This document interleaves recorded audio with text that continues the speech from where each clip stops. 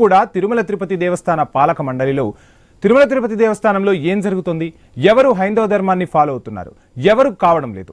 Yes, Tirumala Tirupati దేవస్థాన board సభ్యుడు దర్శన్ కుటుంబ వ్యవహారంతో ఇప్పుడు ఇదే ప్రశ్న దూసుకొస్తోంది.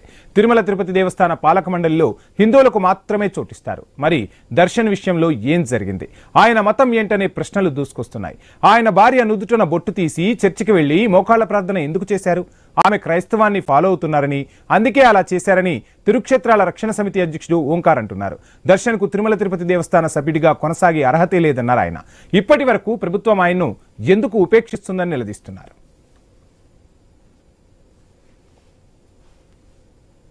మీ ఇంటి దొంగ అంటే మీ పాలక మండలిలో ఉన్నటువంటి ఇంటి దొంగ మీద ఎందుకు చర్యలు తీసుకోవటం లేదు అంటే సామాన్యమైనటువంటి టీటీడీ ఉద్యోగులకు ఒక న్యాయమా, టీటీడీ పాలక మండలి సభ్యులకు మరొక న్యాయమా అనేసి ఈరోజు మేము అడుగుతున్నాం.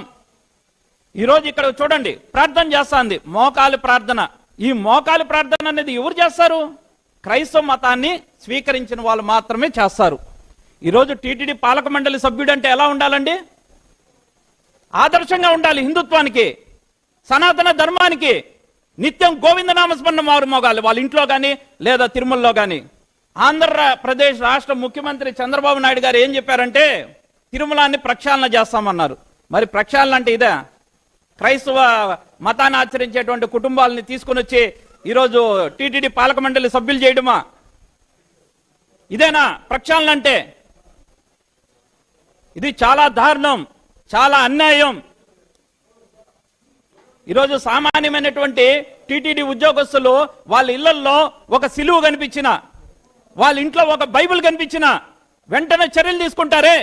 మరి ఈరోజు టీటీడీ పాలక మండలి సభ్యుడు ఎవరైతే వాళ్ళ భార్య ఉందో అఫీషియల్ సోషల్ మీడియా అకౌంట్లోనే క్రైస్తవ మతాన్ని ఆచరిస్తున్నట్టు ఫోటోలు పెట్టింది. ఏది? మోకాల మీద ప్రార్థన. ఈ మోకాల ప్రార్థన అనేది మరొకసారి కూడా చెప్తానండి, క్రైస్తవ మతాన్ని స్వీకరించిన వాళ్ళు మాత్రమే ఈ మోకాల ప్రార్థన వేస్తారు. మరి ఈరోజు టీటీడీ ఉద్యోగస్తులకేమో ఒక న్యాయం, టీటీడీ పాలక మండలి సభ్యులకేమో మరొక న్యాయమా? ఇది ఎక్కడ న్యాయం అనేసి ఈరోజు మేము వెంకటేశ్వర స్వామి భక్తులుగా ఈరోజు టీటీడీని, కూటమి ప్రభుత్వాన్ని అడుగుతున్నాం. ఈరోజు కూటమి ప్రభుత్వానికి హిందుత్వం పట్ల గాని వెంకటేశ్వర స్వామి పట్ల గాని చిత్తశుద్ధి ఉంటే తక్షణమే ఈ ఆర్ఎన్ దర్శన్ను టీటీడీ పాలక మండలి సభ్యుడిగా తొలగించండి. మీ ఇంటి దొంగ అంటే మీ ఇక తిరుమల తిరుపతి దేవస్థానంలో హిందూయేతర ఉద్యోగులు పనిచేస్తున్నారని, వాళ్లను తొలగించాలని పెద్ద ఉద్యమమే నడిచింది. అన్యమతస్తులపై వేటు కూడా పడింది. అలాంటిది ఇప్పుడు ఏకంగా బోర్డులోనే అన్యమత విశ్వాసులు ఉన్నారని తేలిందని, చర్యలు ఎందుకు తీసుకోవట్లేదని హిందూ సంఘాల నాయకులు ప్రభుత్వాన్ని నిలదీస్తున్నారు. అసలు ఈ యొక్క దర్శన్ ఎవరని మేము అడుగుతా ఉన్నాము. ఈయన గురించి ఆరాధిస్తే కర్ణాటక రాష్ట్రంలో కనీసం ఏ రోజు కూడా కాషాయం జెండా మోసినటువంటి దాఖలాలు లేవు. సరే, ఆ రాష్ట్రంలో లేవు.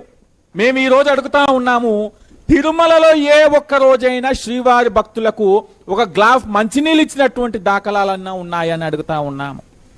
ఈయన పేరు దర్శనాన్ని పెట్టుకున్నాడు, పేరుకు తగ్గట్టుగా దర్శనాలు అమ్ముకుంటున్నాడు. ఈయన పని ఇంకోటి లేదు, శ్రీవారి పేరు చెప్పుకోవటం, దర్శనాలు అమ్ముకోవటం. అంటే దర్శనాలు అమ్ముకునే వాళ్ళని మీరు టీటీడీ బోర్డు మెంబర్లుగా నియమిస్తారని చెప్పేసి మేము అడుగుతా ఉన్నాము.